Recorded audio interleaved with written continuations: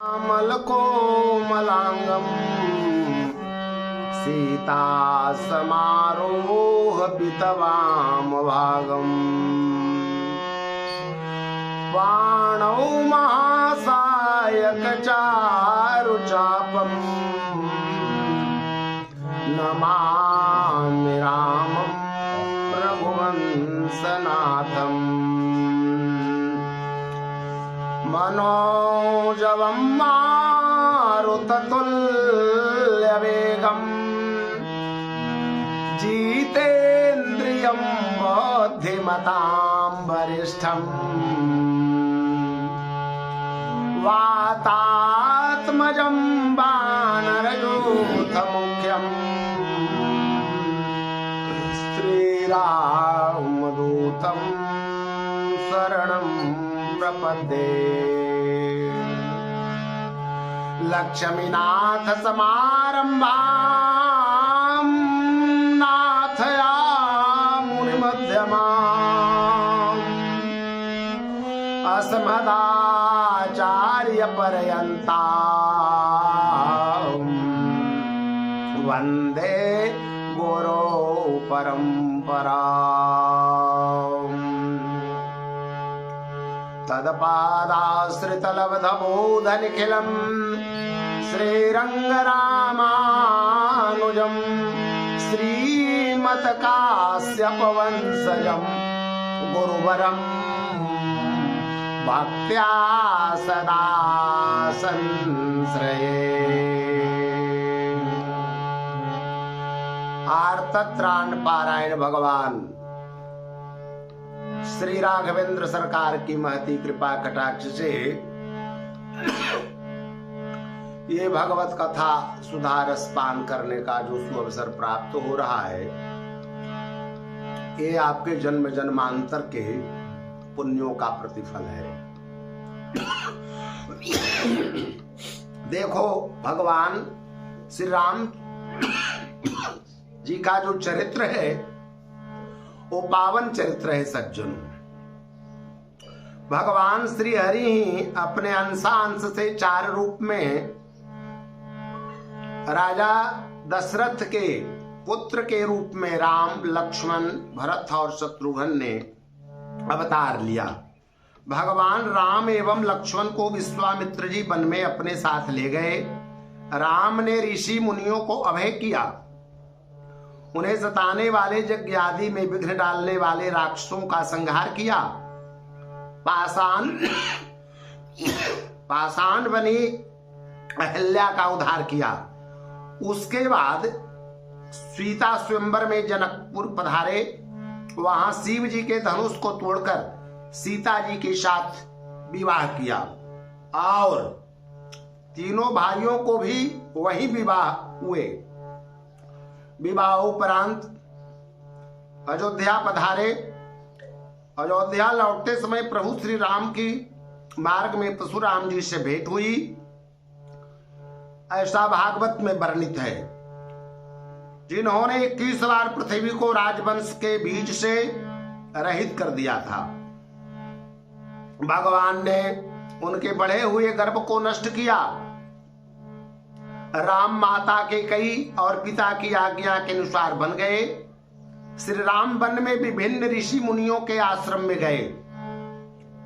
रावण द्वारा श्री सीता जी का हरण हुआ। श्री राम सुग्रीव मैत्री हुई। राम ने बाली का वध किया। किष्किंधा का राज्य सुग्रीव को वापस दिलाया। वानरों की सहायता से सेतु बंध का निर्माण हुआ। वानर सेना समुद्र पार उतरी। राम की वानर सेना और रावण की राक्षस सेना में द्वंद्व युद्ध हुआ। अंत में राम ने रावण का वध किया। लंका के शासक के रूप में श्री विभीषण जी को नियुक्त किया। रावण वध के बाद प्रभु श्री राम अयोध्या लौटे। श्री राम का राज्याभिषेक हुआ। अयोध्या में राम राज्य स्थापित हुआ।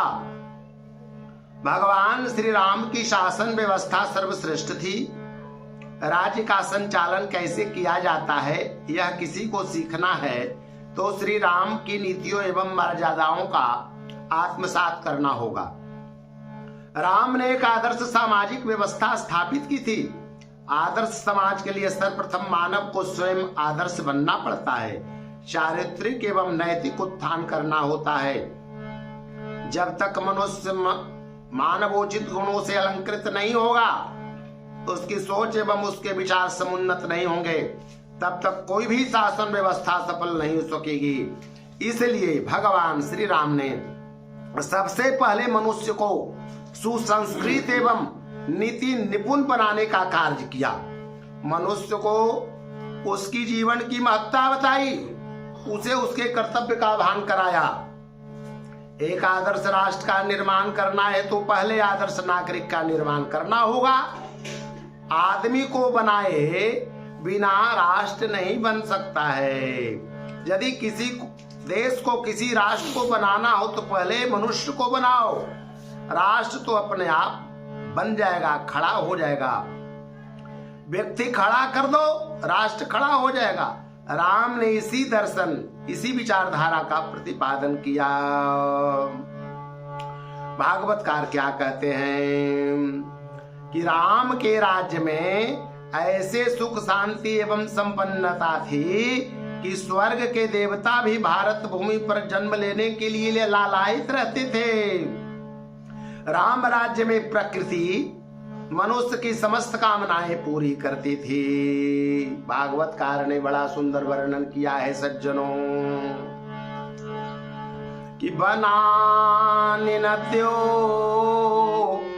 गिरयो वर्षानि दीप सिंधवः सर्वे कामदुधासन प्रजानां भरतर्षभ। राम राज्य में सज्जनों ध्यान से देखो, उस समय वन, नदी, पर्वत, द्वीप और समुद्र सब प्रजा के समय कामधेनु के समान कामनाओं को पूर्ण करने वाले थे। देखो अब गोस्वामी बाबा ने बड़ा बढ़िया वर्णन किया राम राज्य के संबंध में।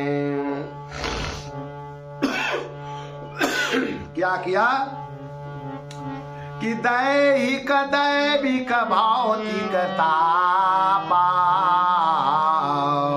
दैहिक दैविक भौतिक तापा, राम राज नहीं काहू ही व्यापा, ही काहू ही व्यापा, सब नर करहि परस्पर प्रीति, सब नर करहि परस्पर प्रीति, चलहि सो धर्म निरत श्रुति नीति, चलहि सो धर्म निरत श्रुति नीति, चारिउ चरण धर्म जग माही, चारिउ चरण धर्म जग माही, पूरी रहा सपने अघनाही, पूरी रहा सपने अघनाही, अल्प मृत्यु नहीं कवने उपीरा,